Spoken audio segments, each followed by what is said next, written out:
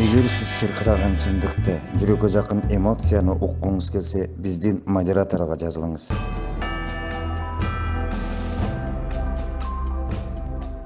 10-й год. Реакция Сталина? Это вот как раз все к тому, почему убили Сталина. Как убили Сталина? Ну так, Сталин был отравлен?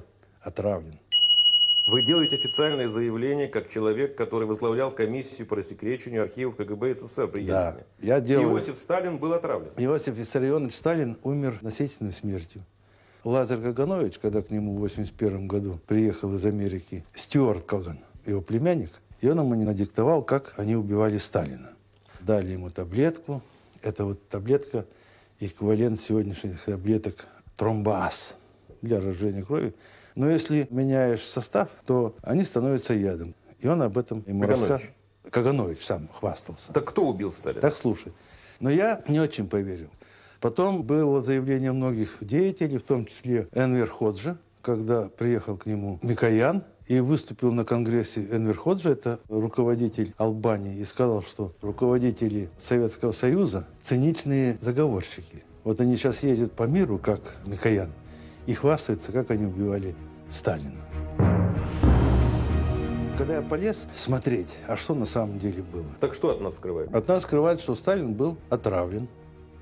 Вот. Что это была спецоперация. Потому что к этому времени уже было заменено несколько человек, близких к Сталину. Скажем, Поскребышева убрали, Власика расстреляли. Власика убрали. Умер отравленный комендант Кремля, который очень близкий был. Потом Берия заменил начальника Лечсанупра, который отвечал за лекарства, за то-то. Был консилиум, когда ему стало плохо. Это вот на даче февраль 28 53-го. февраля 1953 года. Возможно, или он воду выпил, или он любил, когда читал книги, он постоянно читал, он слюнявил палец и перелистывал. Может быть, вот так было сделано. Это неизвестно, но известно то, что когда взяли анализ крови и мочи, ну, во-первых, увеличена печень значительно. Это показано то, что отравление у человека. А лейкоцитов у него число увеличилось в 4 раза. Это Выше белые- нормы. Выше нормы. Белые тельца, которые против токсинов сражаются. То, что у него началась рвота кровавая, и то, что у него была кожа покрыта такой ярко-розовый цвет с такими синюшными оттенками, подчищали все эти документы. Там журнал болезни Сталина. До этого там журнал его обследования. Он был здоровый мужик, у него только начальная стадия гипертонии, и в коленках у него ревматизм. И ничего больше. А тут вот эти симптомы. И симптомы эти все показаны. Но отравлен он, не отравлен, не написано, естественно. Но был один человек, профессор Русаков, который принимал участие во вскрытии тела Сталина. И он написал записку начальнику Лечсанупра. Это новому уже, которого Берия поставил, о том, что Сталин отравлен.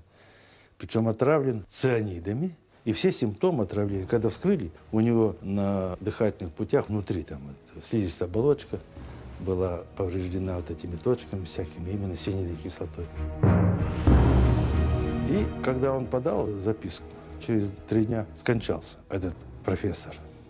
Русаков. Русаков, да. Но мало того, что скончался, так его сразу квартиру обыскали, изъяли все бумаги оттуда. А получилось так, что или по недогляду, что вот эти все документы по Сталину, вот его журнал, там дневники, материалы вскрытия, все прочее лежат в одном месте. А вот это и бумаги этого профессора, они попали в другое место. Там это почистили, а там не успели. А тот написал не просто записку, И а сохранилось копию. заявление Русакова. Да, сохранилось заявление. И вы его в руках держали? Да, я его сам видел. Вот такие дела. В этой истории самое важное, что письмо Русакова, архивисты, видимо, архивисты кто еще, отдельно отложили в папочку другую. Хрущев основательно чистил архив, выдирая из архивов прежде всего те документы, которые показывали причастность его, Хрущева, к массовым расстрелам, на Украине особенно. Никита Сергеевич был после Сталина, пожалуй, самым кровавым в этой кампании. Об этом-то уже известно, архивы Об этом, открыты. да, письмо Да, Русакова, об этом я все жду, известно. когда Полторанин его предъявит, или архивисты. Это вполне логично, то, что он говорит. Я читал воспоминания соратников Энвера Ходжи, албанского диктатора. Да. Они там совершенно четко говорят, что он не поехал даже на похороны Сталина, потому что он точно якобы знал, что Сталин был отравлен, и боялся, что и с ним что-нибудь сделают. Но я хочу вернуться сейчас к Сухой речке. 103 самолета американцы уничтожили. Сталин в войну не ввязался. Слушайте, нападение на Дальний Восток, бомбежки. Что сделал Сталин?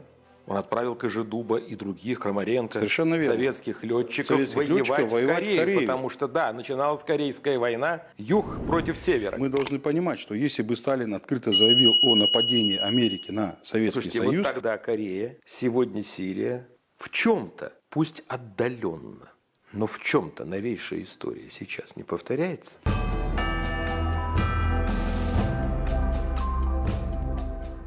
Эгер сиз чыркыраган чындыкты, жүрөккө жакын эмоцияны уккуңуз келсе, биздин модераторго жазылыңыз.